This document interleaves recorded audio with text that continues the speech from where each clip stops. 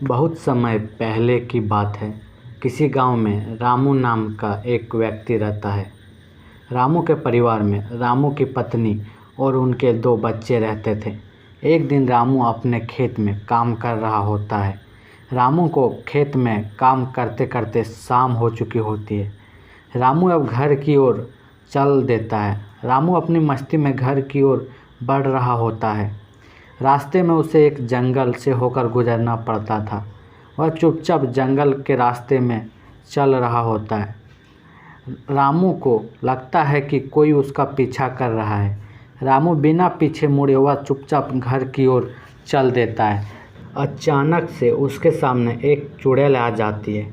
रामू चुड़ैल को देखकर बहुत ज़्यादा घबरा जाता है और वहाँ से भागने लगता है। चुड़ैल भी उसके पीछे पीछे आने लगती है। रामू और तेज़ी से आगे की ओर बढ़ने लगता है। तभी रामू देखता है कि वह रास्ता भटक गया है और वह जंगल के बीचों बीच आ गया है। रामू और ज़्यादा घबरा जाता है। रामू को समझ नहीं आ रहा होता है कि वह आगे करे तो क्या करे। रामू बहुत ज़्यादा डर रहा होता है। तभी वहाँ चुड़ैल भी आ जाती है और चुड़ैल को देखकर रामू के होश उड़ जाते हैं। तभी रामू कहता है, अरे दुष्ट चुड़ैल, मैंने तेरा क्या बिगाड़ा है जो तू मेरे पीछे पड़ी है और मुझे मारने के लिए मेरे पीछे पीछे आ रही है। चुड़ैल यह बात सुनकर कुछ सोच ही रही होती है कि तभी वहाँ रामू को एक कुटिया दिखाई देता है।